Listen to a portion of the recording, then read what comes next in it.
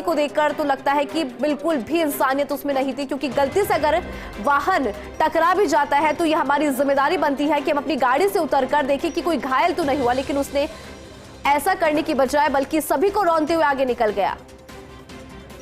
Drunk and drive की बात यहां पर सामने आई और इस पूरे मामले के बाद गुस्सा लोगों का फूटा। अपनी मांगों को लेकर सड़कों पर नजर आए लोग। हम आपको दो तस्वीरें दिखा रही हैं। हादसे की तस्वीर भी आप देख पा रहे होंगे कि किस तरह से ये गाड़ी आई और सभी को रौंदते हुए चली गई।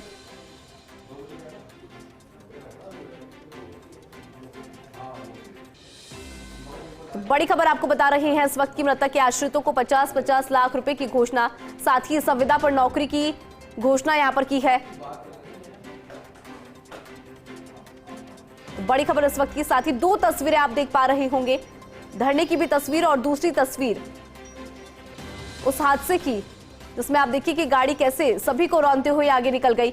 इसमें कई लोग घायल हुए और 3 लोगों की मौत हो गई। एक बार फिर से हमारे सहयोगी सत्यनारायण जुड़ गए हैं। सत्यनारायण, देखिए कल 9:15 पर जो हादसा हुआ उसके बाद लोगों का गुस्सा फूटा। सुबह से ही हम देख रहे थे कि किस तरह से गुस्सा जो है लोगों का फूटा, आक्रोशित लोग नजर आ रहे थे। लेकिन अब 2 बड़ी मांगे मान ली गई है, संविदा पर नौकरी, साथ ही 50-50 लाख रुपए की जो बात है वो भी यहाँ पर मान ली गई है। सत्यनारायण, बिल्कुल इंदु, बताना चाहूंगा आपको 50-50 लाख रुपए घोषणा हो चुकी है और घोषणा होने के बाद में एक जो मृतक के आश्रित है उनको सरकारी नौकरी की भी घोषणा कर दी है। खुद विधायक बाबूमोहन आचार्य ने फर्स्ट इंडिया के साथ बातचीत करते हुए कहा कि हाँ, 50-50 लाख रुपए की मांग मान ली गई है सरकार ने और एक नौकरी की बात है मान ली गई है। लेकिन लोग अब इस जिद पे अड़े हैं हिंदू की जो चेक है 50 लाख रुपए का वो तुरंत प्रभाव से मिलना चाहिए, उसमें किसी प्रकार का कोताही या देरी नहीं होगी।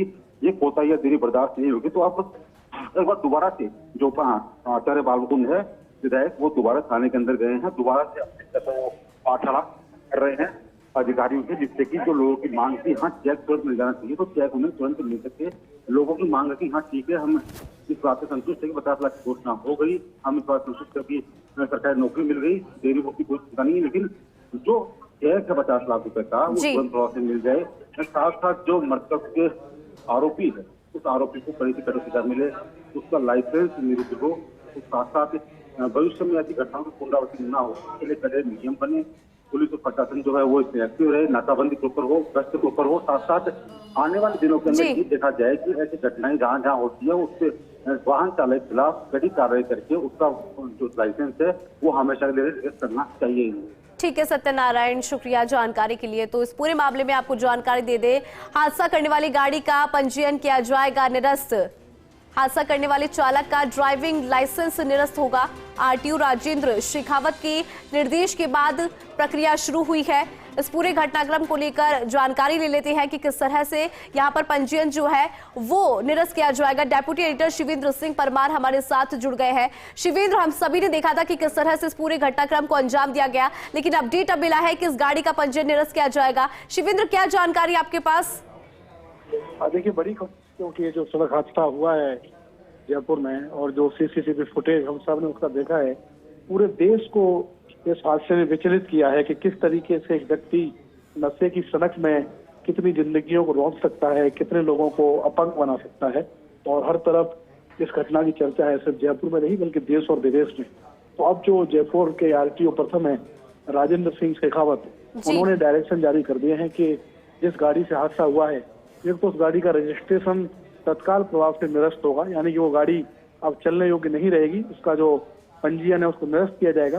दूसरा जो अनाउंसमेंट है, जो निर्देश उन्होंने दिए हैं, वो जो ड्राइवर है जो कि कांग्रेस का नेता भी था जिसको निष्कासित किया गया है, शराब पी के ड्राइविंग कर रहा था, उसका ड्राइविंग लाइसेंस भी तत्काल प्रभाव से निरस्त किया जाएगा। ये बड़ी खबर है कि जिस ड्राइवर ने यह हादसा किया था उसकी गाड़ी का रजिस्ट्रेशन भी कैंसिल होने जा रहा है और जो ड्राइवर था उसका ड्राइविंग लाइसेंस भी निरस्त होगा। और ये जो आदेश है दोनों, ये बहुत संभव है कि आज शाम तक ही जारी हो जाएंगे, क्योंकि आरटीओ राजेंद्र सिंह शेखावत ने इसके लिए डायरेक्शन जारी कर दी। बिल्कुल। और शिवेंद्र, इस तरह के हादसों में इस तरह की जो कार्रवाई है वो एक्सपेक्ट भी करते हैं, क्योंकि जिस तरह से पूरा घटनाक्रम हुआ उसके बाद ये कार्रवाई होनी भी चाहिए थी। बहुत शुक्रिया शिवेंद्र, पूरी खबर पर आपने विस्तार से जानकारी दी उसके लिए। चलिए।